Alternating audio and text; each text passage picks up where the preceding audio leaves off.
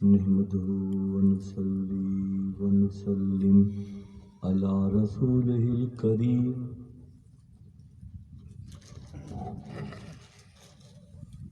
وعلى آله وصحبه أجمعين. زہر در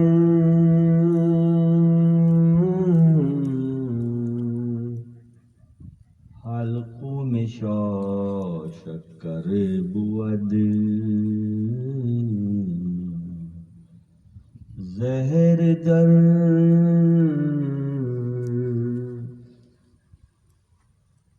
حلقوں میں شکر بود،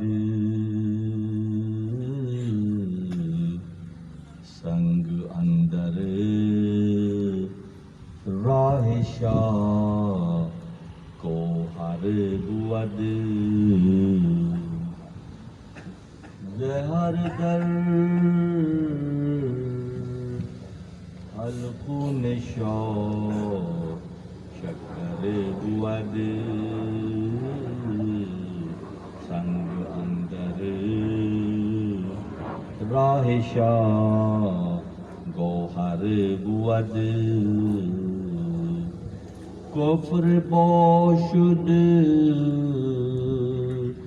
نزد شاه کردن دعا،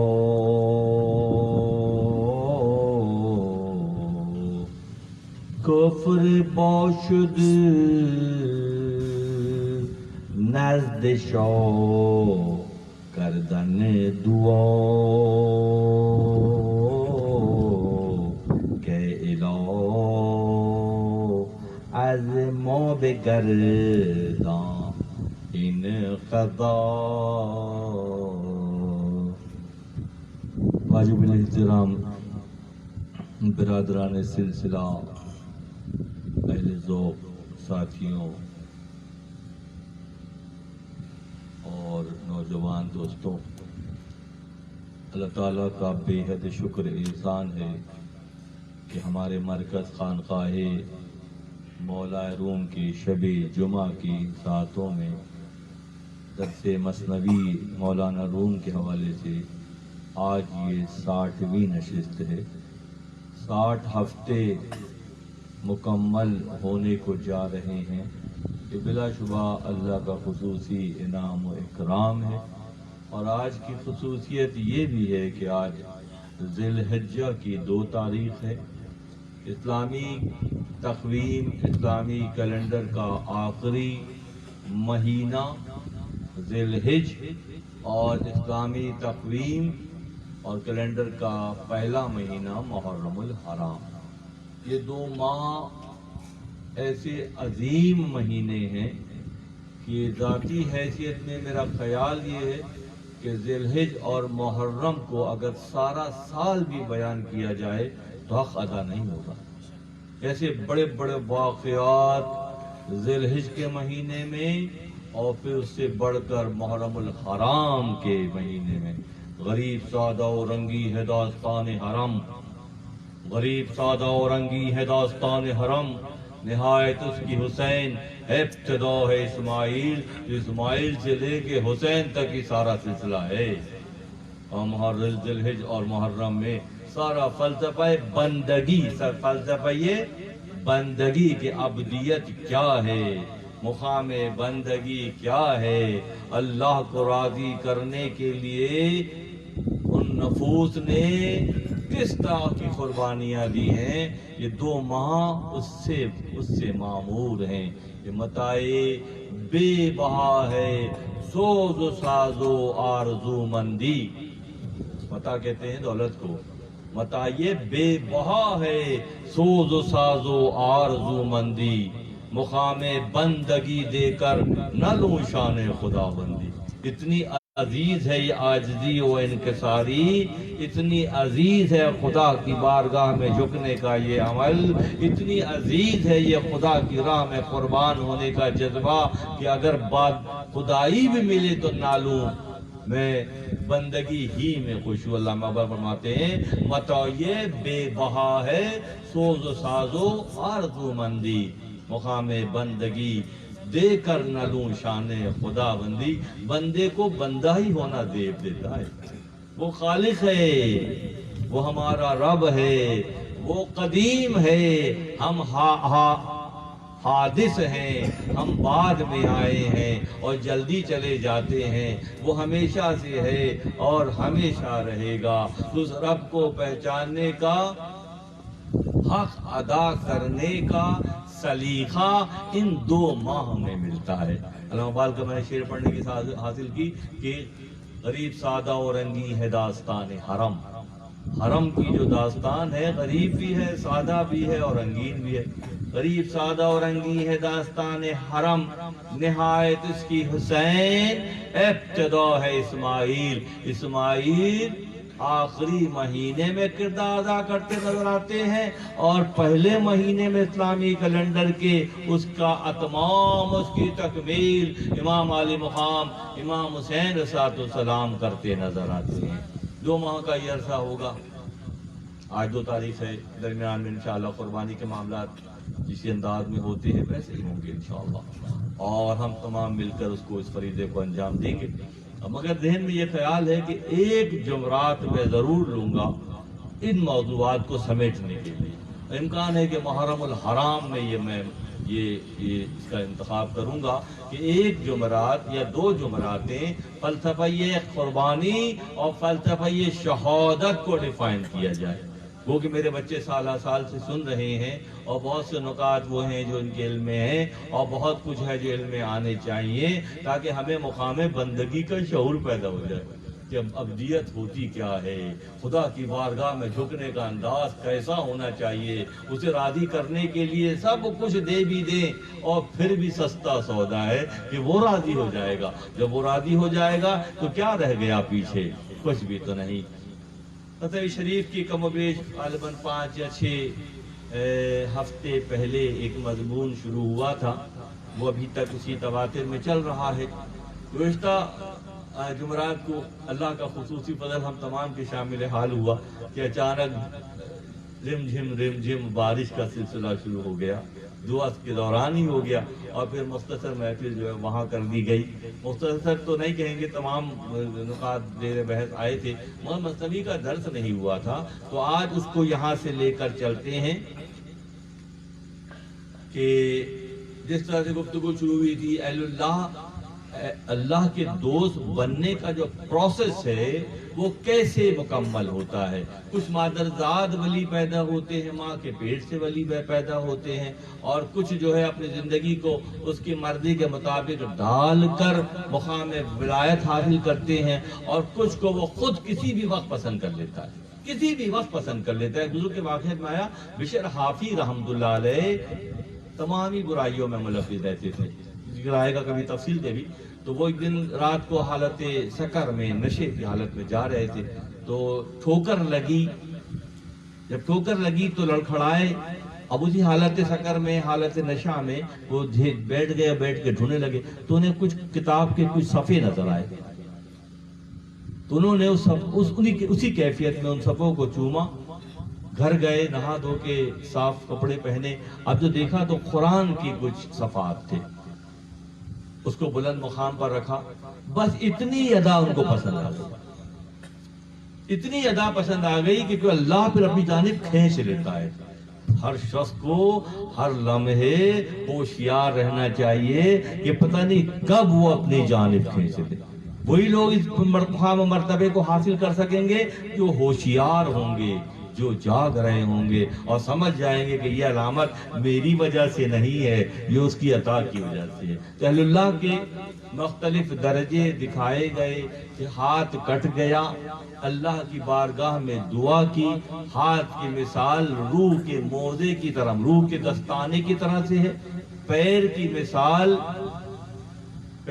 مثال روح کے موزے کی طرح سے ہے۔ تو اس طرح جب ان کا ہاتھ کٹ گیا اپنی غلطی کی وجہ سے، اللہ کی بارگاہ میں استغفار کیا، تو ہوا یہ کہ جب کام کرنے بیٹھتے، قالین بنتے تھے، تو اس وقت ان کو وہ ہاتھ مل جاتا، کیونکہ روح تو سلامت تھی نا، روح تو نہیں کٹی تھی، ظاہری ہاتھ کٹا تھا۔ تو آپ سمجھتے جائیں گے کیسے کیسے عطا کا طریقہ ہے۔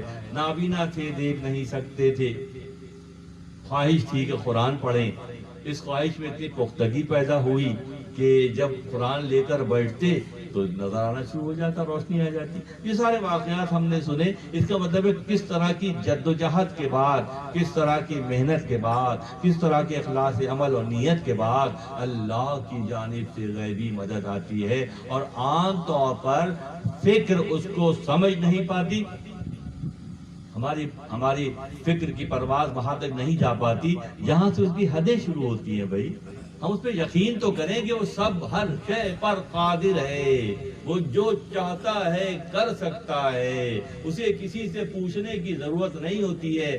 بندے اور رب کے درمیان یہ تعلق جیسے جیسے پختہ ہوتا جاتا ہے، ویسے ویسے مقام بندگی بھی سمجھ میں آنی شروع ہو جاتی ہے۔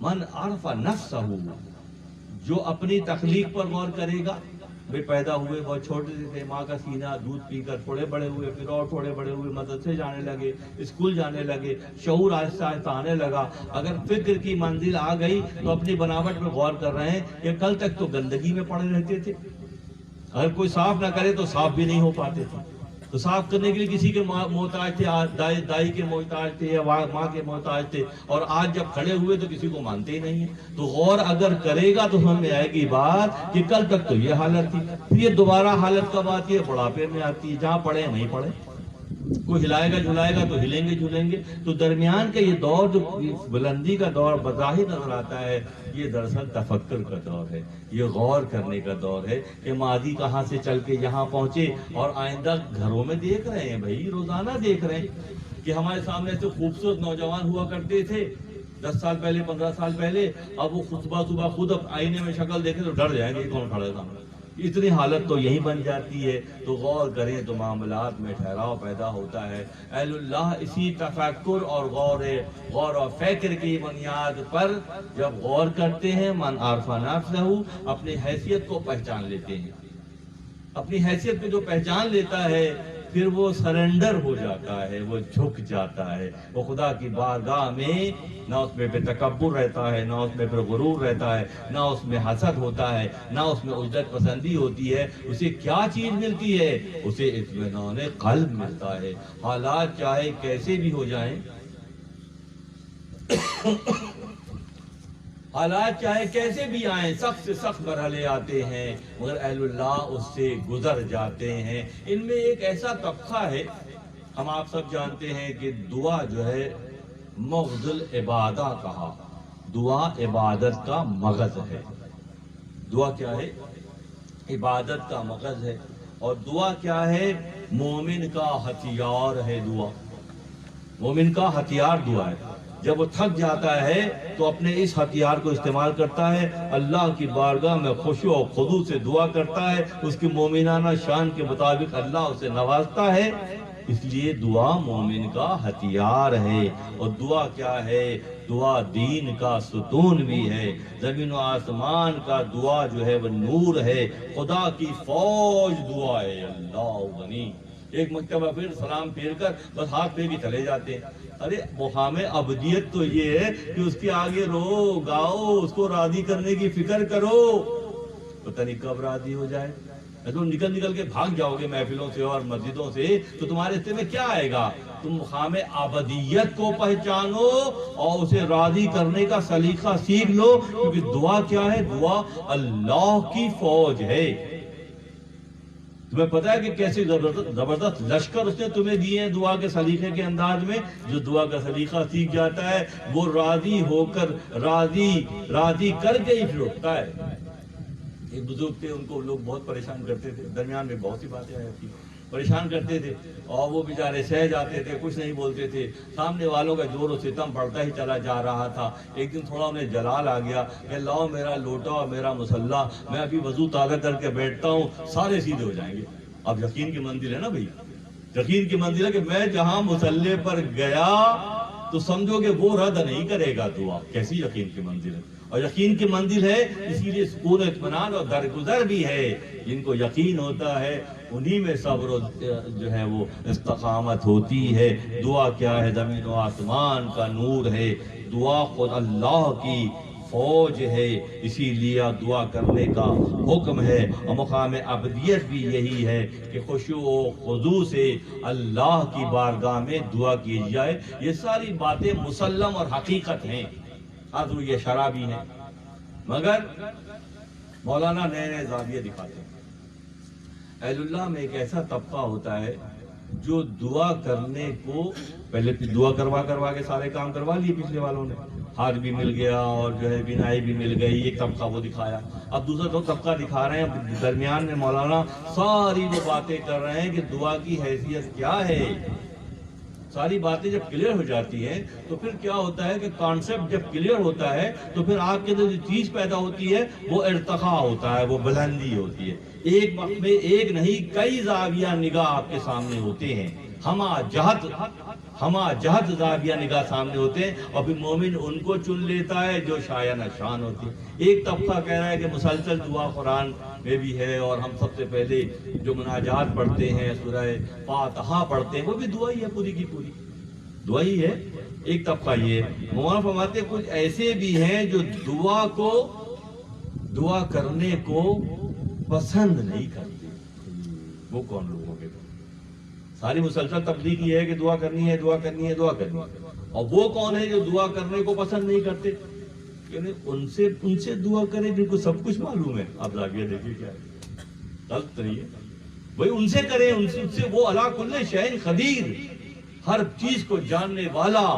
اب اس سے کیا ہم دعا کریں؟ ہمیں شرم آتی ہے. یہ بات ہے کیونکہ یہ وہ شاہ ہوتے ہیں, یہ وہ لوگ ہوتے ہیں. وہاں فرماتے ہیں زہر در حلقوم شاہ شکر بوت. یہ وہ کریکٹر ہوتے ہیں اگر ان کے گلے میں زہر بھی جائے تو شکر بن جائے.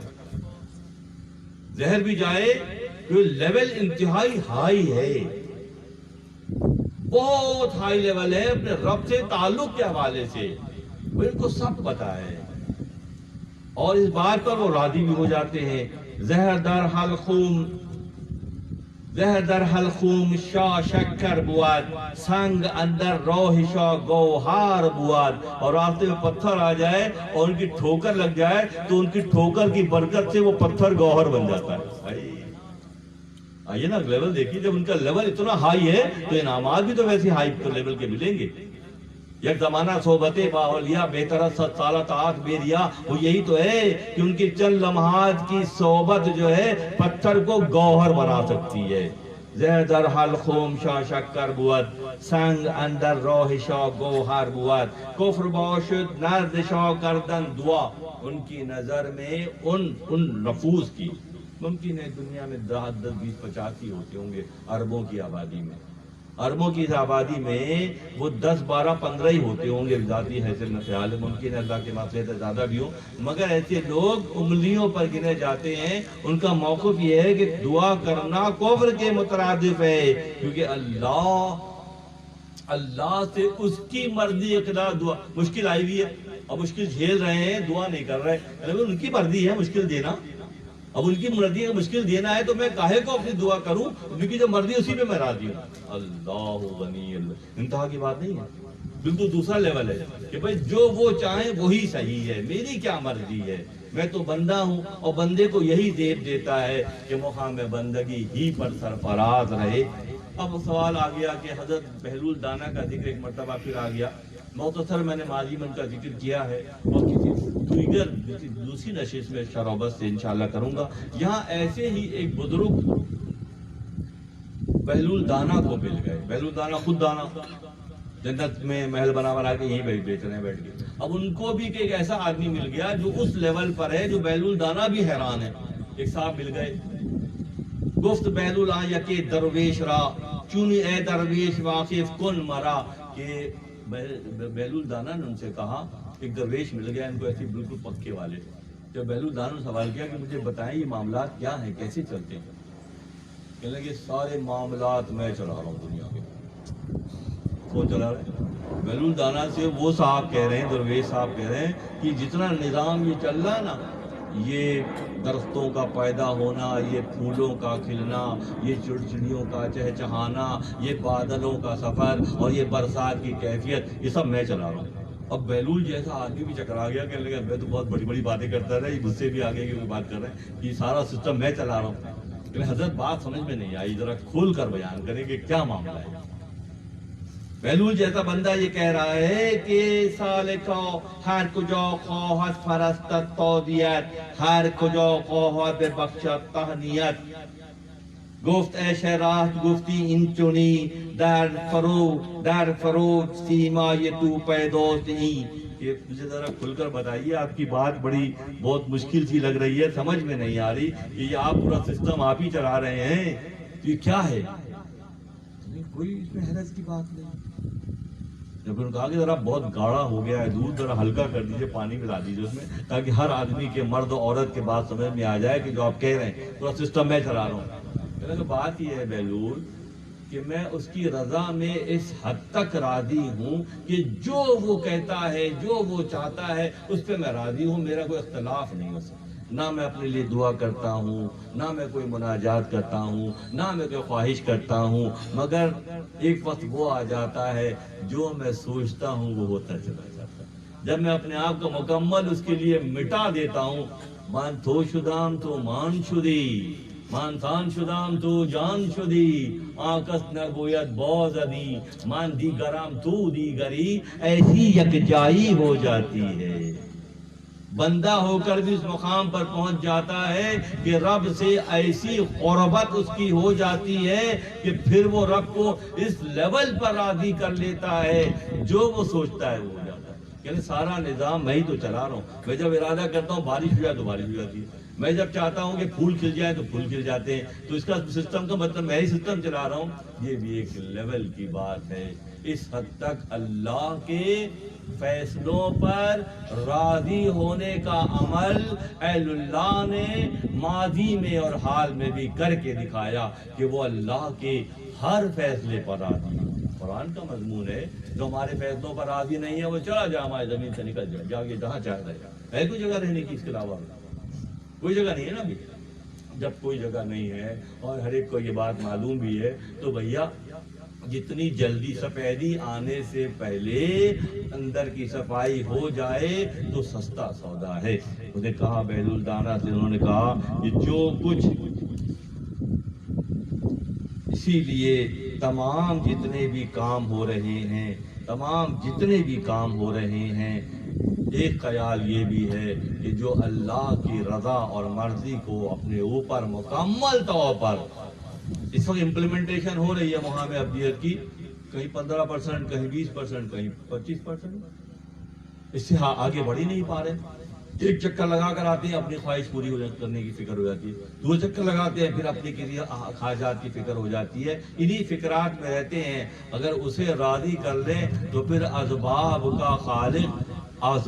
کا خالق ایسے اسباب تشکیل دے دے کہ وہ آپ کے پیچھے پیچھے آئیں۔ وہاں فرماتے ہیں کہ اسی طرح سے اسباب پیچھے آتے ہیں جیسے جنگل میں ہرنی کا بچہ ہرنی کے پیچھے آتا ہے۔ کیسی کیسی معلوم مثالیں کہ ہرنی کا بچہ کہیں نہیں جاتا ہے، ماں آگے جا رہی ہے، دائیں بائیں گھومنے کے بعد وہ وہیں پیچھے پیچھے ماں کے پاس پہنچ جاتا ہے۔ اگر تم اللہ کو راضی کر لو تو اسباب جس کے لیے تم دنیا میں پریشان ہو، سارے اختلافات، ساری رنجشیں، ساری پریشانیاں، ساری رات کی جگائی اور دن کی مشقت کس لیے؟ یہ اسباب پہ کنٹرول کر لیں۔ ارے اسباب پہ کنٹرول کبھی بھی نہیں کر سکو گے۔ حل بتا دیا بزرگوں نے، مسبب کو راضی کر لو، اسباب تمہارے محتاج ہو جائیں گے۔ پھر وہ کہنے والا یہ کہتا ہے کہ سارا نظام میں چلا رہا ہوں۔ ایک زاویہ یہ بھی ہے کہ بیلول دانا جیسے لوگ بھی حیران ہوتے ہیں کہ اس لیول کا، اگر میں ویسے مثال دوں، دوسری مثال جو سادہ سی سمجھ میں آنے والی بھی ہے کہ غزوہ تبوک کا موقع ہے اور امتحان آ گیا مدینہ منورہ میں مسلمانوں پر، اور بظاہر مسلمان ہیں اندر سے نفاق بھی ہے، سورہ منافقون اسی لیے قرآن میں آئی، لیکن اندر نفاق ہے اور بظاہر منافق با موافق در نماز منافق نماز میں تمہارے ساتھ کھڑا ہے، منافق با موافق در نماز بہرئی استیز اویت نے نیاز، کہ وہ دنیا کی طلب میں وہاں پہنچا ہوا ہے، نیاز مندی اس کے اندر نہیں ہے، اس کا آنا جانا اپنے مفادات اور اپنے معاملات کے لیے ہے، بے غرضی سے نہیں ہے۔ وہ پھر کون ہے؟ پھر وہ منافق ہے۔ منافق با موافق در نماز بہرئی استیز اوید نے نیاز، نیاز مندی سے وہ نہیں آیا۔ تو اللہ کی مصلحت ہوتی ہے، علم حق گرچہ مواسا ہا کند، اللہ کا علم، علم کہتے ہیں وصف پردہ پوشی کو، علم حق گرچہ مواسا ہا کند، اللہ کا علم بہت عرصے تک پردہ پوشی کرتا ہے، کیونکہ از حد بدرد رسوا کند، جب لوگ اسی طرح ان کے دل کھل جاتے ہیں چالاکیوں میں، مکاریوں میں، اپنے معاملات میں، ان کے دل کھل، پچھلی بار کی تھی 400 بیسی کچھ تو نہیں ہوا، اور اس کے بعد بھی کی تھی پھر بھی کچھ نہیں ہوا، تو آج دل کھل رہا ہے، ان کو وقت دیا جا رہا ہے دراصل۔ علم حق گرچہ مواسا کند، چونکہ از حد بدرد رسوا کند، مگر جب حد سے تجاوز کرتے ہیں تو خدا انہیں وہاں رسوا کرتا ہے جہاں ان کی فکر نہیں جاتی۔ مدینہ منورہ میں اللہ کے نبی نے غزوات کی، غزوہ تبوک کی تیاری کے لیے اعلان کیا کہ غزوے کے مصارف کے لیے شامل ہو جائیں لوگ۔ اب کیا کہاں سیرت سے اور اصحاب کی حیات سے واقع آ گیا سب کچھ دینے کا، اور کیسا وہ نے تو سب کچھ دے دیا، اللہ کی رضا میں اپنے آپ کو راضی کر لیا، اور پھر وہ عام طور پہ یہ بات چل رہی ہے کہ اللہ کے دوست ایسا کرتے ہیں، تو آئیے اصحاب میں سے دیکھ لیجیے۔ اللہ کے نبی نے اعلان کیا تو ہر شخص جو ہے اپنی بساط کے مطابق، کتابوں میں ہے، سیرت کتابوں میں کہ عثمان غنی نے سینکڑوں گھوڑے اور اونٹ دیے، دیگر اصحاب نے کھلے دل سے کیا، حضرت ابا بکر صدیق پورے گھر کا اثاثہ، اساس البیت کہتے ہیں، انتہا کی بات ہے سیرت کے معاملات میں، انتہا کی بات ہے یہ، اللہ کے یار غار رسول کی زندگی کا عجیب و غریب واقعہ ہے یہ، کہ اساس البیت پورا گھر میں جو کچھ تھا، تن کا بھی تھا تو تن کا بھی بن گیا، اور لا کر پیش کرنا تھا، ارادہ کیا آگے۔ اسی انہی لمحات میں مسابقت کہتے ہیں، پازیٹیوٹی کے ساتھ جو کوشش کی جائے وہ مسابقت کہلاتی ہے، اس میں کوئی حسد کا پہلو نہیں ہوتا ہے۔ عمر خطاب نے یہ خیال کیا کہ آج میں ابا بکر سے آگے نکل جاؤں گا۔ عمر خطاب نے اپنے اساس البیت کو دو حصوں میں تقسیم کیا، ایک حصہ دینے کے لیے سارا کا سارا، اور ایک حصہ گھر والوں کے لیے، اور یہ خیال دل میں آ رہا ہے کہ آج میں آگے نکل جاؤں گا۔ جس سے صدیق اکبر ہمیشہ آگے نکل جاتے ہیں، میں آگے نکل جاؤں گا، کوئی ایسی نیگیٹیوٹی نہیں ہے، پازیٹیو بات ہے، پازیٹیو مسابقت کہلاتی ہے۔ تو جب سب لوگ لا رہے تھے، ایک صحابی رسول کے بارے میں، حضرت جعفر کے بارے میں خیال آئے کہ پورے دن یہودی کی باغ میں کام کیا، اور تھوڑی سی کھجوریں جو شام کو مہنگانہ ملا وہ لا کر نبی کی بارگاہ میں پیش کر دیا کہ اللہ کے نبی، سارے دن کی محنت کے بعد یہ کھجوریں ملی ہیں، ساری کی ساری دے دیتا ہوں۔ اللہ کے نبی بیٹھے ہوئے، مال کا ڈھیر لگا ہوا ہے، اور جب وہ کھجوریں لے کر آئے تو اعلان کیا کہ بلال حبشی کا، بلال ادھر آؤ۔ بلال آئے تھے، بھاگے ہوئے، لیکن کھجوروں کو جتنا مال و متاع پھیلا ہوا ہے اس کے اوپر بکھیر دو، کیونکہ اللہ کے نظر میں کی قدر و قیمت بہت زیادہ ہے۔ کہا کی بات، تھوڑی سی کھجوریں ہیں مگر ویلو کے اعتبار سے، نیت کے اعتبار سے بہت ہائی فریکوینسی ہے، انتہا کی بات ہے کہ اللہ کی نظر میں ان کھجوروں کی حیثیت جتنا مال پڑا ہوا ہے اس سے بھی زیادہ ہے کہ اس کے اوپر اس کو بکھیر دو، کیونکہ اخلاص عمل اور اخلاص نیت کے ساتھ تھوڑی سی کھجوریں ہیں۔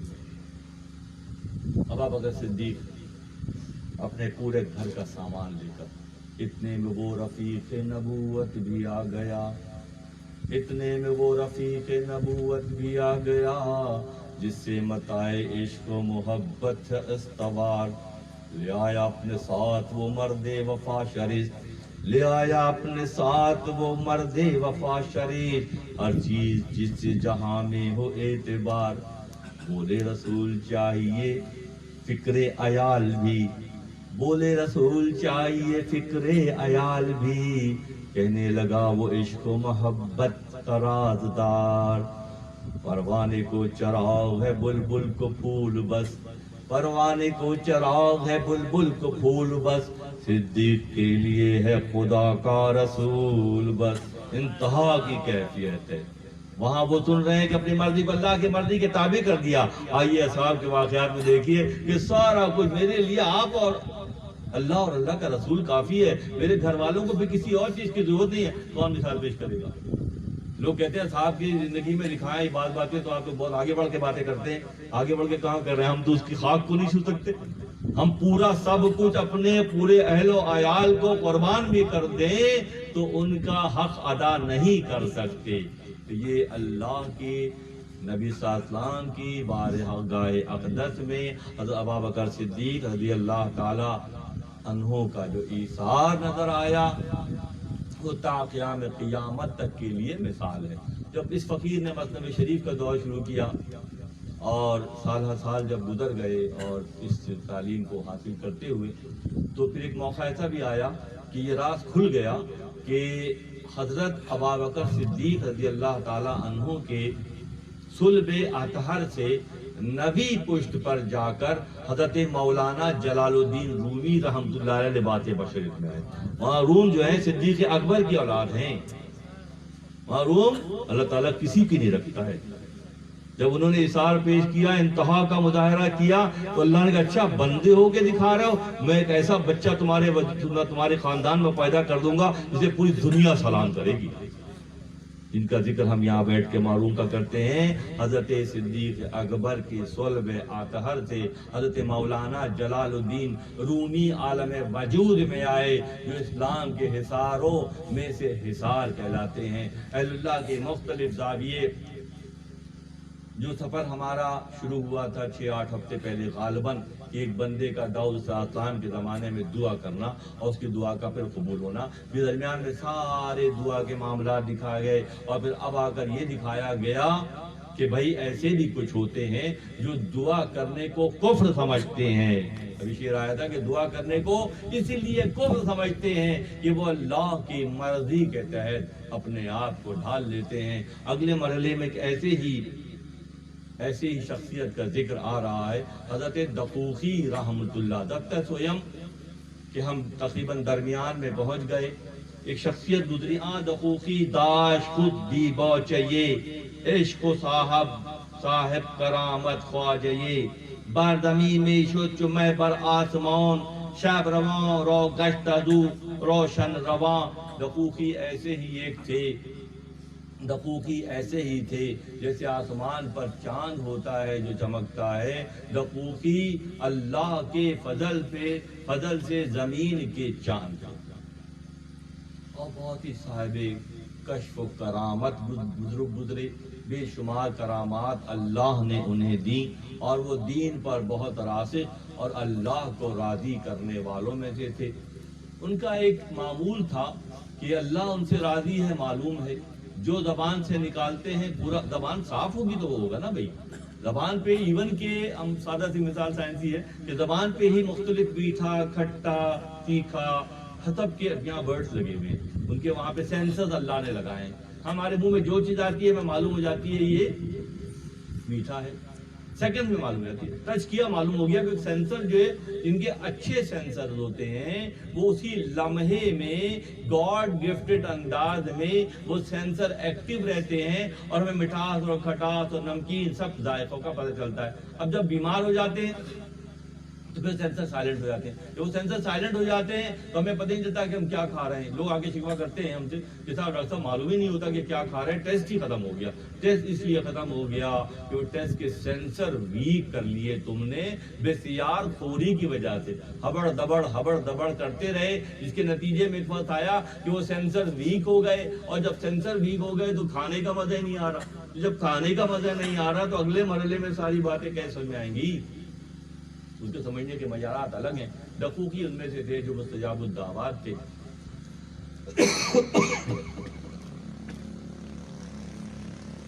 تو رشے پڑھیے, اللہم صلی علی سیدنا محمد وعلی آل سیدنا نبینا مولانا محمد کل ما ذکر. زمین کے چاند تھے, جیسے آسمان چاند پر چمکتا ہے, آسمان پر چمکتا ہے چودھری کا چاند, اس طرح سے دقوقی رحمۃ اللہ علیہ زمین پر चांद की मानिंद थे। गुफ्त पैगंबर शुमारा ए महा जो पिदर हस्तम शफीको मेहरबान, ये वो किरदार होते हैं दकूकी जैसे किरदार जो नबी सल्लल्लाहु अलैहि वसल्लम की उम्मत में हैं और उम्मत पर बहुत मुशफ़िक़ व मेहरबान है। नबी की सुन्नत का तकादा यही है, नबी की सीरत का तकादा यही है कि आप जैसे औसाफ इख्तियार किए जाएं। नबी से मोहब्बत के दावेदार और अमली तौर पर कोई इलाका नहीं है। नबी सल्लल्लाहु अलैहि वसल्लम से मोहब्बत का सिर्फ ज़बानी दावा है, अगर अमली दावा हो तो वही कैरेक्टर, उसी का परतौ, उसी का अंदाज, नबी सल्लल्लाहु अलैहि वसल्लम जैसा अंदाज आपके रोज़ो शब में भी शामिल हो सकता है। नबी सल्लल्लाहु अलैहि वसल्लम फरमाते हैं, गुफ्त पैगंबर शुमारा ए महा चू पिदर हस्तम शफीको मेहरबान, यह लोगों मैं तुम पर तुम्हारे बापों से ज्यादा मेहरबान। और उनका अक्स कहाँ नजर आता है? उनका अक्स नजर आता है अहलुल्लाह में। दकूकी भी उनमें से थे जिन्होंने अल्लाह को राजी कर लिया था। और रजा, अल्लाह की रजा कहाँ झलकती है? अल्लाह किसी एक साहब से राजी है, अब उस साहब से अल्लाह राजी है तो कैसे मालूम होगा अल्लाह इनसे राजी है? उनके अमाल से मालूम होगा बाबा। वो लोगों के साथ मोहब्बत का मामला, लोगों के साथ दर का मामला, उनका हाथ हमेशा ऊंचा है और हमेशा बेहतर गुफ्तगू करते हैं, लोगों की पर्दापोशी करते हैं, लोगों के अयूब नहीं निकालते हैं, उनका हर जाविया गुफ्तगू का नेगेटिव नहीं होता है। वो सरापा पॉजिटिविटी का मुजस्समा, पॉजिटिविटी का जो है अंदाज इख्तियार कर लेते हैं। ऐसे लोग अल्लाह के ज़मीन पर अल्लाह के नायबीन कहलाते हैं। जो मखलूक है खुदा, मखलूक इंसान नहीं है, हर अल्लाह की मखलूक पर वो मुशफ़िक़ व मेहरबान होते हैं। अपनी जायज़ तरीन कमाई को अल्लाह की मखलूक की खिदमत पर सर्फ करते हैं। वमा तौफीक इल्ला बिल्लाह है, जिसको अल्लाह तौफीक देगा वही कर पाएगा। कि बेदरेज लोग करते नजर आते हैं, हमें हैरत होती है इतना बड़ा हाथ, इतना खुला हाथ है कि इस अंदाज में कर रहे हैं। क्यों? कि वो जमीन पर अल्लाह के नायब हैं। अल्लाह ने उन्हें इख्तियारात जो दिए हैं उसी चीज के लिए दिए हैं कि मखलूक की खिदमत करते नजर आते हैं। फिर कैसे डिफरेंशिएट करेंगे? एक आदमी राह खुदा में मेहनत कर रहा है, एक आदमी अपने ज़ात के लिए और अपने ख़ानदान के लिए मेहनत कर रहा है, इनको फ़र्क कैसे समझेंगे? जो राह खुदा में अल्लाह की रज़ा के लिए मखलूक के साथ मामलात को बेहतर अंदाज में अंजाम दे रहा है, वो फिर अगले मरहले में दकूकी जैसे किरदार का हामिल हो जाता है। दकूकी का मामला यही है कि राह खुदा में अपने आप को वफ़ किया हुआ है। एक काम और भी है, मगर दिल में ख्वाहिश है, दिल में ये भी ख्वाहिश है कि अल्लाह को राजी करने के बावजूद दिल में ख्वाहिश है कि बंदगान खुदा से मुलाकात हो। या अल्लाह, ये कैसी ख्वाहिश है? खुद इतने हाई लेवल की फ्रीक्वेंसी, इतने बड़े पैमाने की उनकी अपनी ज़ात, और फिर दिल में ख्याल है। एक दफ़ा अल्लाह की जानिब से दिल पर हल्का हुआ दखूकी क्या मामला है? हमसे मोहब्बत करते हो और फिर अहलुल्लाह से मिलने की ख्वाहिश भी रखते हो। क्या अल्लाह, मैं उन शाहकारों को देखना चाहता हूँ जो तुझसे मोहब्बत करते हैं। तूने मुझे मुकाम दिया है, ये तेरी अता है, मगर मेरी ख्वाहिश ये है कि मैं उनको भी देखूं जिसे तूने नवाजा है, जिनका मुकाम और मर्तबा बुलंद है। इस दौड़ में रहते हमेशा दकूकी रहमतुल्लाह अलैह, जहाँ जाते वहाँ अल्लाह के मखलूक को फैज़ पहुँचता। एक मुकाम पर ज़्यादा दिन नहीं रहते, एक मुकाम पर ज़्यादा दिन नहीं रहते कि कहीं उस मुकाम की मोहब्बत ना पैदा हो जाए। और हम सारे कराची वाले कराची से मोहब्बत करते हैं। भाई दुनिया में बेशुमार मकामात हैं, मगर वक्त तो तकाजा कहाँ उसकी इजाज़त देता है। वरना देखने को अल्लाह की मखलूक खुद सीरो फिल अर्द कि ज़मीन पर सैर करके देखो कि अल्लाह ने क्या कुछ बनाया है। मगर हम बंधे हुए लोग अपने मामले में रहते हैं, मगर अल्लाह के दोस्त बंधे हुए नहीं होते। वो सैर करके अल्लाह की तख्लीक़ात का अमली मुशाहिदा करते हैं। वो देखते हैं सर की आंखों से कि अल्लाह ने कैसे कैसे शाहकार, कैसे कैसे यूसुफ बनाए हैं, और कैसे कैसी हरियाली पैदा की है, और कैसी कैसी बारिशें उसने तख्लीक की हैं, और कैसी कैसी मखलूक दुनिया में देखते हैं ना। आजकल तो जदीद दौर में नेशनल ज्योग्राफिक लोग बहुत शौक से देखते हैं कैसी कैसी मछलियाँ हैं, कैसे कैसे परिंदे हैं, और कैसे ऑस्ट्रेलिया में कैसे खूबसूरत जानवर हैं। अब टीवी के जरिए और नए सिस्टम के तहत हम देख रहे हैं। अल्लाह ये खुद घूम घाम कर देखते थे, एक मुकाम से दूसरे मुकाम, दूसरे मुकाम से तीसरे मुकाम, और हर वक्त दिल में यह ख्याल है कि अल्लाह के दोस्तों से मुलाकात हो जाए। फिर एक मरतबा फिर ऐसा हुआ कि दरिया के करीब जा रहे थे तो देखा कि दूर से देखा कि दरिया के किनारे 7 शमे जल रहे हैं। سات بڑی بڑی مومبتیاں جل رہی ہیں، کبھی وہ سات ایک ہو جاتی، دور سے آ رہے ہیں، پیدل آ رہے ہیں، دیکھ رہے ہیں، کبھی وہ سات ایک ہو جاتی، کبھی وہ الگ ہو جاتی. اب پیدل پیدل چل کے دیکھ رہے ہیں، کبھی سات ہو گئی، سات ایک ہو گئی، ایک کے بعد پھر وہ سات ہو گئی. اور جب قریب گئے دیکھا کہ وہ 7 درخت بن گئے، 7 درخت ہیں. بڑی حیرت ہوئی کہ جب یہ موم بتیاں تھیں، روشنی ان کی روشنی جو موم بتیاں تھیں بڑی سائز کی، ان کی روشنی آسمان تک کو روشن کر رہی تھی، زمین سے آسمان تک روشن ہو رہا تھا ان کی روشنی اور نور کی وجہ سے. بڑی حیرت ہوئی دقوقی کو. سارے تجربات حیرت ہوتی ہے. عام لوگوں کو کوئی نئی چیز دیکھتے ہیں تو حیرت ہوتی ہے، اہل اللہ اپنے لیول سے اوپر کی کوئی چیز دیکھتے تو ان کو بھی حیرت ہوتی ہے. مقام حیرت ہے یہ. جب اس دنیا سے اگلی دنیا میں جائیں گے تو ہمیں بہت شدید حیرت ہوگی کہ ہم نے تصور بھی نہیں کیا تھا. 2 تصورات ہمارے پاس ہیں. ہم صلب پدری میں ہوتے ہیں، باپ کے صلب میں ہوتے ہیں تو بہت چھوٹی دنیا میں رہتے ہیں، پھر وہاں سے ٹرانسفر ہو کے ہم شکم مدری میں آتے ہیں، ان سے تھوڑی بڑی دنیا دیکھتے ہیں. مگر پچھلی 2 دنیاؤں کا تصور جو ہے ہمارے ذہن میں نہیں رہتا. جب ہم دوسری سے تیسری دنیا میں آتے ہیں، شکم مدری سے دنیا میں آتے ہیں. اگر مولانا فرماتے ہیں کہ اگر پیٹ کے بچے کو کہا جائے کہ اگلی دنیا اس دنیا سے جس میں تو رہتا ہے، لال رنگ کا شربت خون حیض پیتا ہے اور بہت چھوٹی جگہ پہ گھومتا رہتا ہے، وہ دنیا بڑی ہے، وہاں ہریالی ہے، وہاں پہاڑ ہیں، وہاں بارشیں ہوتی ہیں، وہاں چرند پرند ہیں، اس کو یقین نہیں آتا. بلکہ مولانا فرماتے ہیں وہ ماں کے سینے کی طرف گھسنے کی کوشش کرتا ہے بچہ. سرٹن ٹائم پہ اس کی ولادت ہو جاتی ہے، اس دنیا میں آ جاتا ہے. اب اس دنیا میں کہا جائے کہ اللہ نے کیسے کیسے عالم بنائے 18,000. تم یہاں چمٹ گئے ہو مٹی کے ساتھ اور تم اس سے نکلو تو اللہ تعالیٰ تمہیں ان عالموں کا مشاہدہ کرائے گا. کتنے تیار ہوتے ہیں؟ وہ یہیں چمٹے رہتے ہیں کہ نہیں بس ٹھیک کیا کرنا ہے آگے جا کے. وہ اس پہ بھی جاتے ہیں، پھر جا کے جو تیاری کر کے جاتے ہیں وہ سارے مناظر سے لطف اندوز ہوں گے. اور جو تیاری نہیں کر رہے ہیں ان کا جہاز کیا کہتے ہیں صحرائے تھر میں کہیں جا کے اتر جائے گا، جہاں بیابان جنگل ہوگا، جہاں ریت اڑ رہی ہوگی. اور جو تیاری کریں گے ان کا معاملہ معروم کے انداز میں ہوگا کہ کہیں گے مجھے چھوڑو یہاں والوں، وہاں میرے شیخ انتظار کر رہے ہیں. تیاری کی وجہ سے ہوگا ہی. تو بات یہ دقوقی اس طرح سفر کر کے دریا کے قریب جا رہے ہیں. کبھی وہ موم بتیاں بن جاتی ہیں، کبھی وہ 1 ہو جاتی ہیں، کبھی وہ 7 ہو جاتی ہیں. پھر وہ درخت بن گئے، بڑے بڑے درخت. اتنے بڑے درخت بنے وہ. اگر میں بہت تفصیل میں جاؤں گا تو ایک نشست میں اور لے لوں گا. میں چاہ رہا ہوں کہ آج میں سمیٹ دوں اس مضمون کو. اگلی نشست میں اس بندے کا ذکر ہوگا جو بغیر محنت کے حلال روزی مانگ رہا تھا. وہ بھی انشاءاللہ پھر اگلی نشست میں اس کی دیکھ لیں گے جیسا بھی ہوگا. یہاں اس کو سمیٹ دیں گے آج. تو دقوقی حیران ہے کہ وہ درخت بہت بڑے بڑے ہیں اور وہ پھلوں سے لدے ہوئے ہیں، اور پھل ایسے ہیں کہ پھٹ رہے ہیں، اس میں سے شیرہ نکل رہا ہے. مگر مخلوق اس طرف رجوع نہیں کر رہی. مخلوق کو وہ نظر نہیں آ رہے کیونکہ عام آنکھ ان کو دیکھنے سے قاصر ہے. ان کو دیکھنے کے لیے آنکھ بھی بہت اسپیشل والی بنتی ہے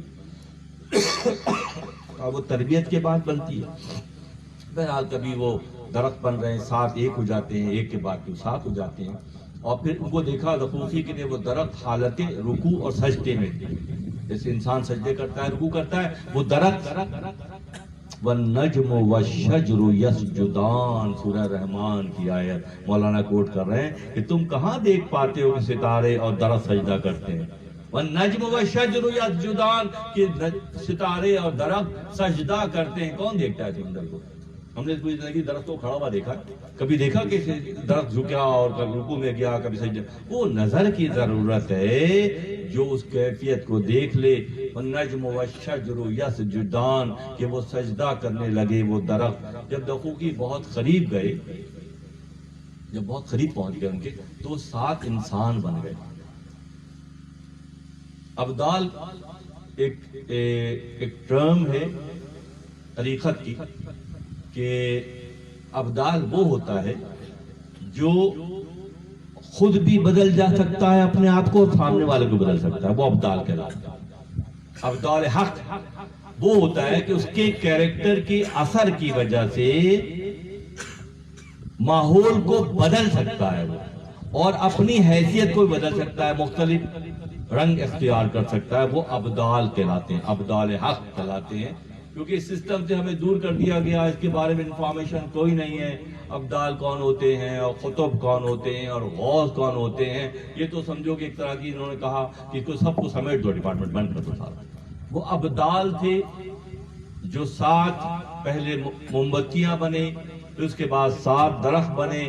موم بتی بھی ہے تو جھک کے اللہ کو تعظیم کر دے رہی ہے، اور درخت ہے تو وہ بھی اللہ کے آگے جھک رہے ہیں۔ پھر وہ 7 انسانوں کی شکل میں کھڑے ہو گئے، اور دقوقی جب وہاں پہنچے تو سلام علیکم، سلام دعا ہوئی، اور انہوں نے کہا کہ دقوقی ہمیں آپ سے ملنے کا بہت شوق تھا۔ یہ تو پہلے موم بتیوں کی شکل میں دیکھا، پھر ان کو ہم نے درختوں کی شکل میں دیکھا، اب انسانوں کی شکل میں دیکھ رہے ہیں، اور وہ یہ کہہ رہے ہیں کہ دقوقی تمہارا ذکر آسمانوں پر بہت ہوتا ہے، ہمیں خواہش تھی کہ تم ہمیں کہیں مل جاؤ، آج اللہ نے ہماری یہ خواہش پوری کر دی۔ دقوقی بڑے حیران ہوئے کہ میں تو رجال الغیب اور مردان غیب سے ملنے کی خواہش رکھتا تھا، ان کو بھی میرے ملنے کی خواہش ہے، بلکہ ہم نے تو یہ ارادہ کیا ہے کہ ہم تمہاری اقتدا میں نماز ادا کریں۔ نہ صرف یہ کہ ملے، ان کی مختلف حیثیتیں خدا نے دقوقی کو دکھا دی نا۔ موسیٰ کلیم اللہ کو بھیجا گیا کہ بھئی جائیں جا کے خضر سے ملیں، ایسے ہی نا سورہ کہف کا مضمون چل رہا ہے کہ موسیٰ علیہ السلام حضرت خضر علیہ السلام سے ملنے کے لیے مجمع بحرین تک گئے، بلکہ آپ نے کہا کہ مجھے جہاں تک جانا ہوگا جاؤں گا، میں اس سے ضرور ملوں گا جس کے بارے میں خدا نے کہا ہے۔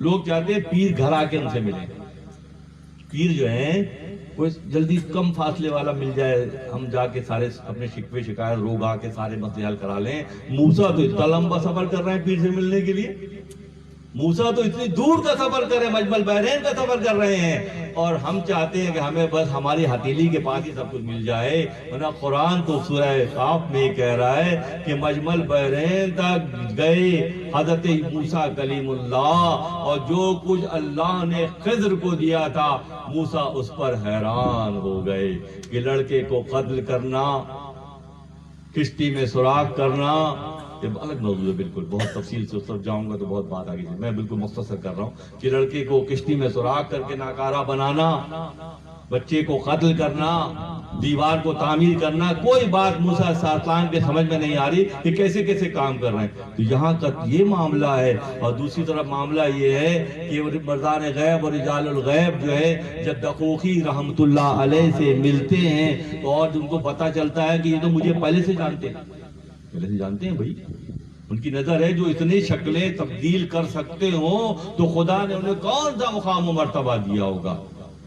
مگر یہاں ایک بہت اہم فیکٹر ہے، اتنے مقام کے بعد عاجزی ہے کہ ہماری خواہش یہ ہے کہ ہم آپ کے پیچھے نواز ادا کریں، کیونکہ آپ کا نام آسمانوں پہ بہت دور تک ہے، فرشتوں میں آپ کا ذکر ہوتا ہے۔ ہم نے سنا ہوا تھا کہ دقوقی کوئی صاحب ہیں، آج اللہ نے اپنے فضل سے ہمیں ملا دیا، ہماری خواہش یہ ہے کہ ہم آپ کے پیچھے نواز ادا کریں۔ بڑی حیرت ہوئی، نماز کے لیے جماعت کا اہتمام کیا گیا۔ دقوقی امامت کے لیے وہی ہوگا جو اتنا صاف ہوگا، جو امامت چیز کا نام امامت، اسی لیے نابینا امامت نہیں کر سکتا۔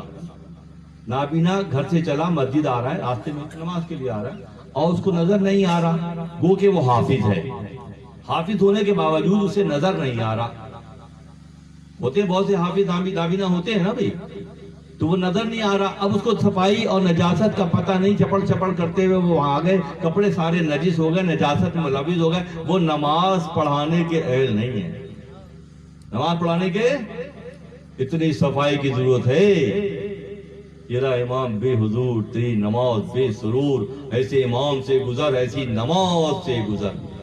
جو خود ملوث ہو بہت ساری باتوں میں، ان کے پیچھے یکسوئی کیسے پیدا ہوگی؟ جو بھی اپنی شخصیت کے خمار سے نہیں نکل سکے وہ کیا کسی کی امامت کا حق رکھتے ہیں؟ مولانا یہاں بہت سخت مضمون تھا، میں اسے شارٹ کر کے آگے بڑھتا ہوں کہ اگر کوئی نوجوان ہے اور پاک و صاف ہے، وہ امام بننے کا اہل ہے، اس بوڑھے کے لوگ کہتے ہیں صاحب بزرگ کو بناؤ، بزرگ کو بناؤ، کہتے ہیں نا بھائی۔ یہاں بزرگی کا معیار کیا بتایا پچھلی نشستوں میں کہ بزرگ وہ ہے جو اندر سے صاف ہے، جس کے اندر میں کا ایک بھی کالا بال نہیں ہے، اس کے سارے بال سیاہ ہیں، جوان ہے، خوبصورت ہے، مگر کالک نہیں ہے، اور ایک آدمی سفید ہو چکا ہے مگر اس کی ابھی گندگی ختم نہ ہوئی۔ یا امام کا تعین کیا جا رہا ہے کہ امام کا معیار، امام کا کرائٹیریا کیا ہوتا ہے، کیا ہوتا ہے؟ تو پھر دقوقی سے جب انہوں نے فرمائش کی اور دقوقی امامت کے لیے مصلی پر گئے اور پیچھے وہ تمام اقتدا میں نماز ادا کرنے۔ اللہ اکبر کیا ہوتا ہے؟ اللہ بڑا ہے نا۔ قربانی کے وقت ہم کیا پڑھتے ہیں؟ بسم اللہ اللہ اکبر پڑھتے ہیں نا، بسم اللہ اللہ اکبر پڑھتے ہیں ہر قربانی۔ یہاں کہتے ہیں کہ جب تم اللہ اکبر کی نیت کرتے ہو تمہارا نفس پہ تو چھری چلتی نہیں۔ اللہ اکبر کا مطلب یہ ہے کہ مصلی پر اس نفس سے ناہنجار کو ذبح کرو، اس کے بعد تمہاری نماز قبول ہوگی۔ تمہارا نفس تمہارے ساتھ چپکا رہتا ہے اور تم اللہ اکبر گردان کر کے نکل کے آ جاتے ہو۔ کبھی غور کیا کہ تبدیلی نہیں آ رہی؟ تبدیلی اس لیے نہیں آ رہی کہ نفس تو ثابت و سالم ہے، اس پہ اللہ اکبر کا کوئی اثر نہیں ہو رہا ہے، کیونکہ اللہ اکبر کا مطلب ہی یہ ہے، مولانا فرماتے ہیں کہ نفس کو ذبح کر دیا جائے، اس کافر نفس کو مصلی پر قربان کیا جائے۔ یہ اللہ اکبر کی میننگ ہے، مطلب ہے مولانا نے کیا۔ اللہ اکبر کہہ کے نیت مان لی گئی اور نماز کی شروعات ہوئی تو اچانک ابھی نماز ہی کے دوران اللہ تعالیٰ کی مصلحتوں میں سے مصلحت ہے کہ ایک جیسے اسکرین روشن ہو جاتی ہے نا، سامنے آج کل تو بڑے بڑے سائز کی اسکرین بن گئی، روشن ہو گئی اور ایک کشتی دریا کے تلاطم میں پھنسی ہوئی ہے، طوفان میں گری ہوئی ہے، اور وہ چیخ و پکار مرد و خواتین بچوں کی مچی ہوئی ہے، ہائے ہائے اللہ رحم کر، اللہ رحم کر اللہ۔ یہ منظر دکھایا جا رہا ہے، یہ منظر وہی اسی کو دکھایا جائے گا جو تمنا کرے گا، اسی کو دکھایا جائے گا جو اس کی خواہش رکھے گا۔ جو سائلنٹ ہے اس کی ایکٹیویشن کا کوئی سلسلہ ہی نہیں ہے، جو ایکٹیو ہوگا وہ اگلے مناظر کو دیکھے گا۔ جو وہ دکھایا گیا منظرنامہ اور چیخ و پکار مرد و خواتین، کشتی کی تیز ہوائیں چل رہی ہے، بارش بھی ساتھ ساتھ ہو رہی ہے، دقوقی کو دکھایا گیا۔ دقوقی نماز مکمل کر کے فوراً دعا کے لیے ہاتھ اٹھائے، اے اللہ اس کشتی والوں کو اپنی پناہ خاص عطا فرما اور ان کو اس مشکل سے نکال دے اور ان پر اپنے رحم کا معاملہ فرما۔ ان کشتی طوفان میں آ گئی ہے، مرد و خواتین مر رہے ہیں، بچے ڈوب رہے ہیں، تو ان پہ مہربانی کر دے۔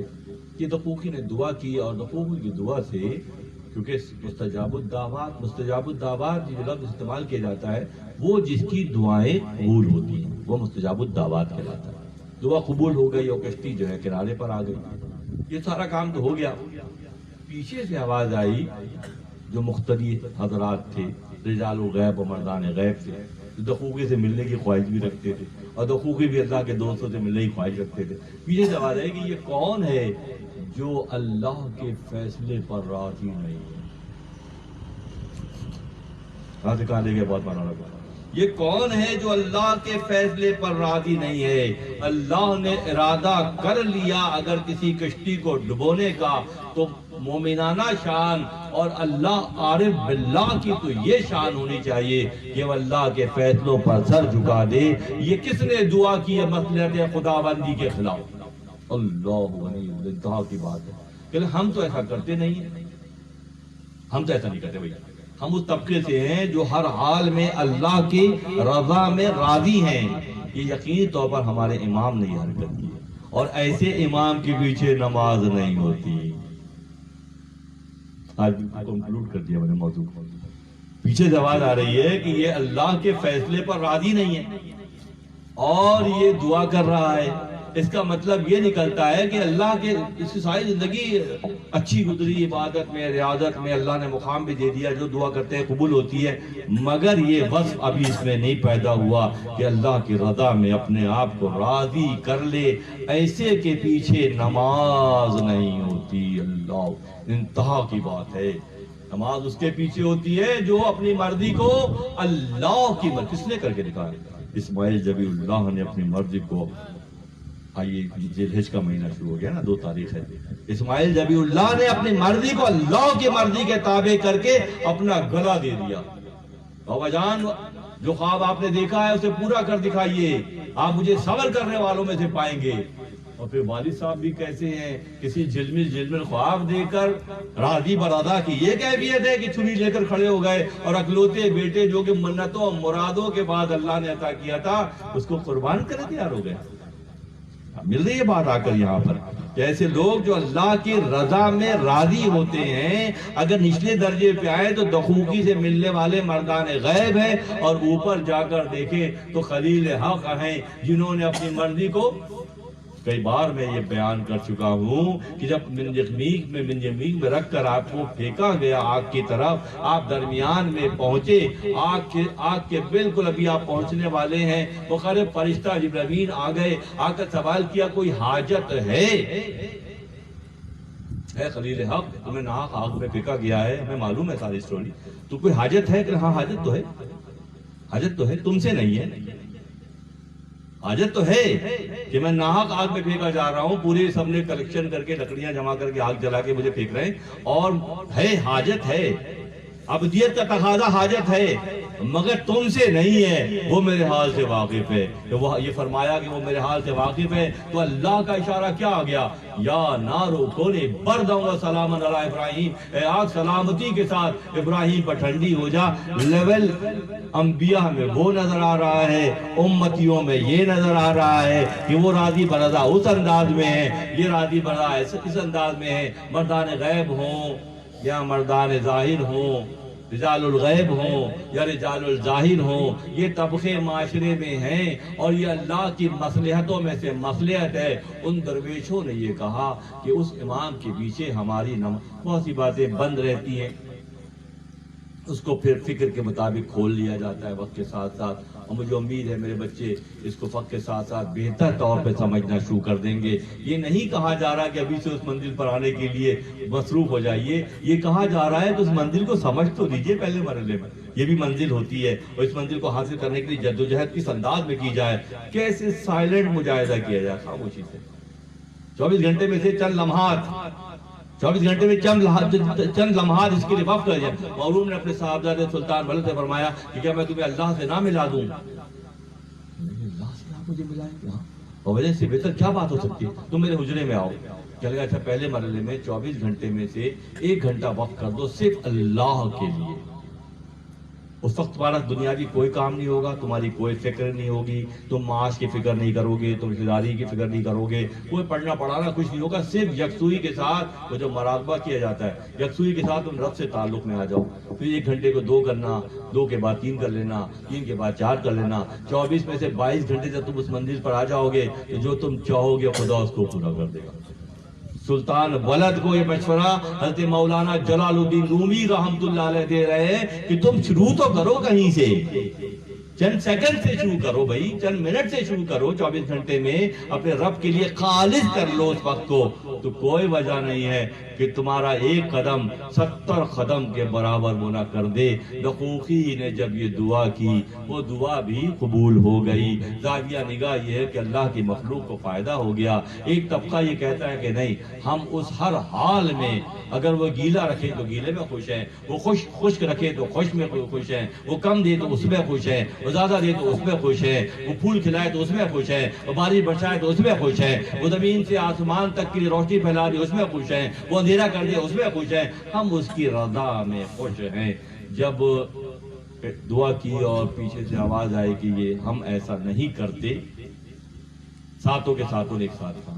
یہ یقینی طور پہ ہمارا امام ہے جو اللہ کی رضا پہ راضی نہیں ہے. حیران ہو گئے.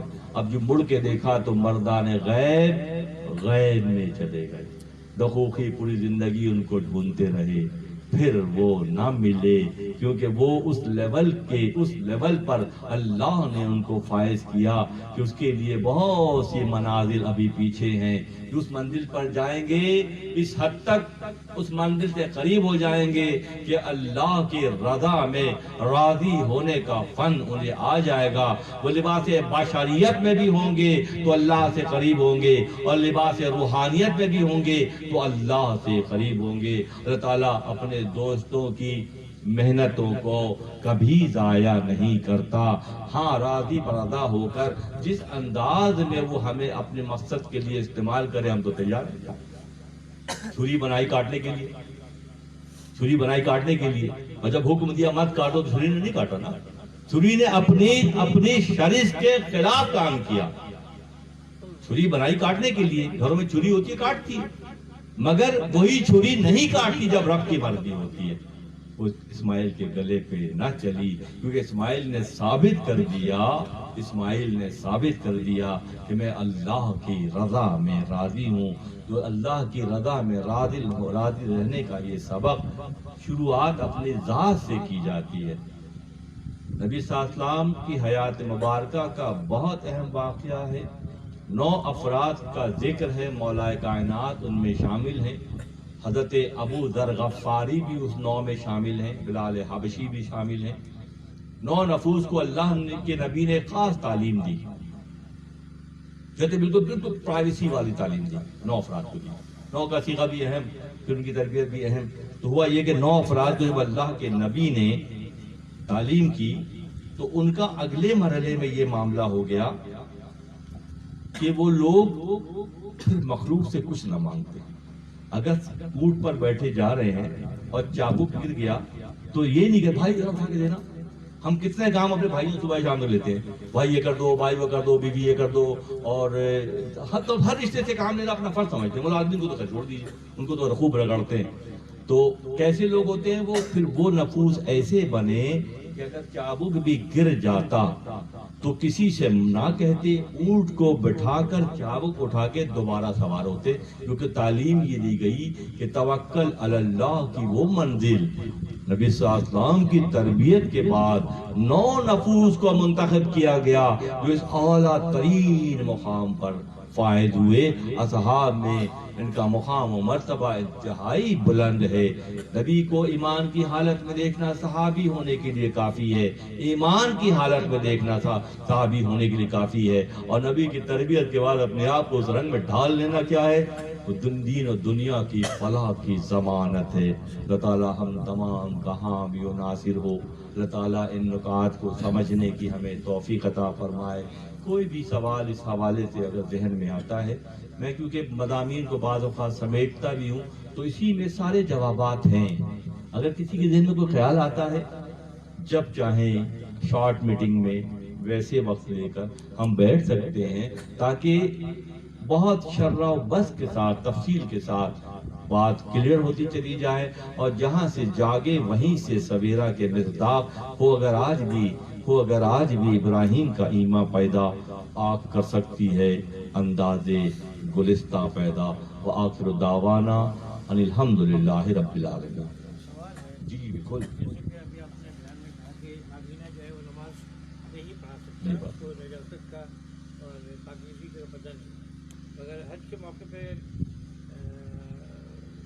جو چاہے ان کا حسن کرشمہ ساز کرے۔ ایک نابینا مفتی تھے سعودی عرب کے اندر، اور بہت عرصے وہ رہے۔ وہ تمام فتوے ان سے لیے گئے جو ویسے صحیح نہیں تھے۔ آپ کا سوال غالب انہی کے بارے میں ہے۔ تو ابو قبیس نامی ایک پہاڑ ہے، نبی صلی اللہ علیہ وسلم، پلیز آپ بیٹھے، میں کلیئر کر دیتا ہوں۔ نبی صلی اللہ علیہ وسلم کی حیات مبارکہ میں، بلکہ آج سے کوئی 10 سال پہلے بھی ابو قبیس اسی طرح سے تھا، اور جب نبی صلی اللہ علیہ وسلم غار حرا میں جاتے تو وہاں سے ابو قبیس پہ سے نظر ہوتی ہوئی کعبۃ اللہ پر پڑتی۔ ایک مقام ایسا ہے وہاں چھوٹا سا کہ اگر حرا سے غار حرا سے نکل کر تھوڑا سا ٹرن ہو پہاڑ کے اوپر تو وہاں سے کعبۃ اللہ نظر آتا ہے، کعبۃ اللہ نظر آتا ہے۔ اور ابو قبیس درمیان میں بہت پسندیدہ پہاڑ تھا۔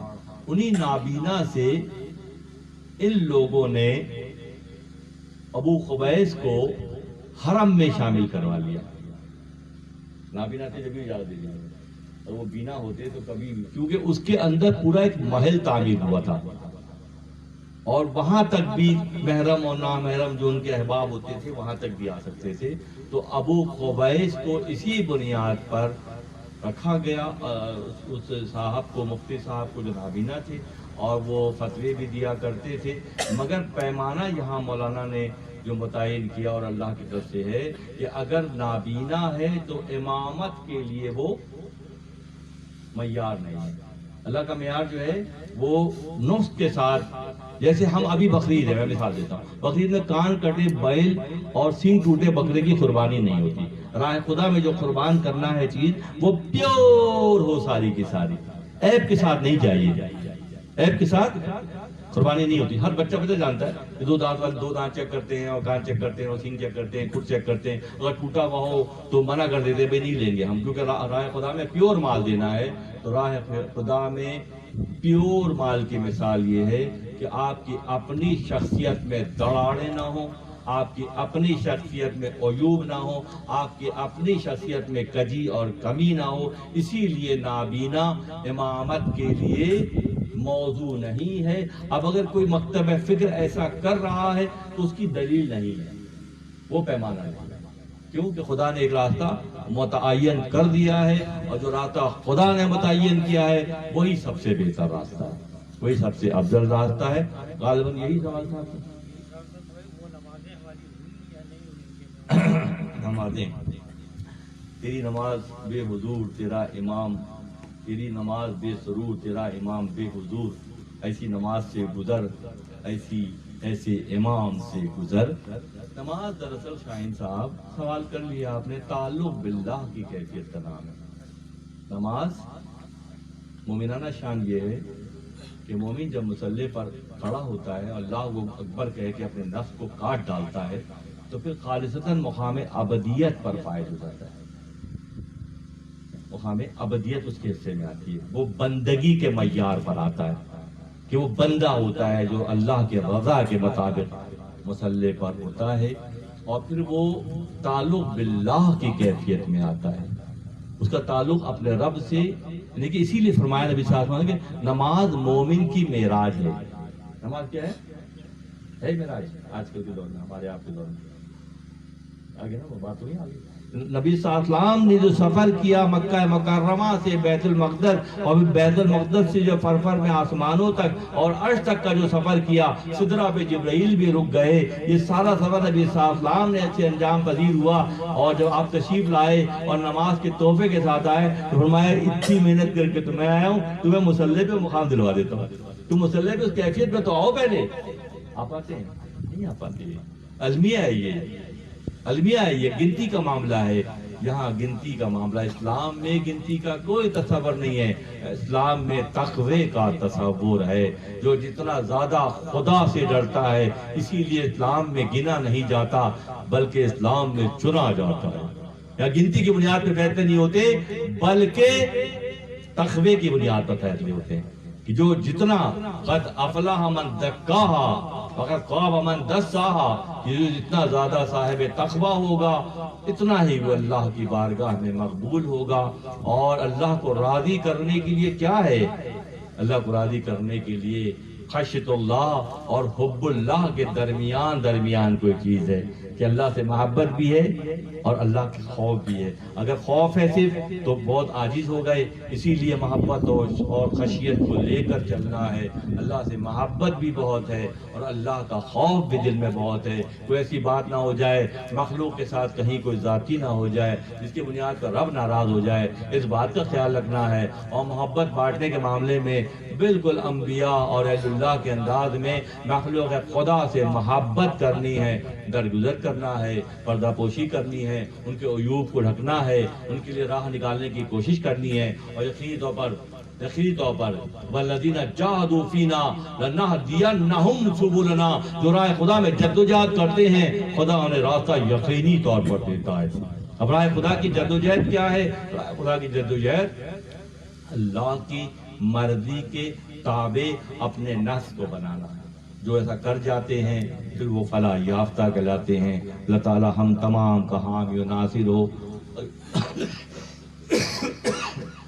انشاءاللہ اگلی نشست میں جو گزشتہ مضامین گزرے اس کا خلاصہ ہوگا، اور اس بندے کا ذکر ہے جو حضرت علیہ السلام کے زمانے میں اس کی مناجات و دعاؤں کے نتیجے میں جو کچھ ہوا سب ہم نے سنا تھا، ہم اگلی منزلوں میں اس پہ ڈسکس کریں گے انشاءاللہ، تاکہ دین کی جزوی نکات پر بہت بہت چھوٹے چھوٹے پوائنٹ، تل کی وہ پہاڑ ملتا ہے، یہ ذرا سا عمل ہے مگر اس کے نتیجے میں بہت بڑی تبدیلی سسٹم میں آتی ہے، اپنے وجود میں آتی ہے۔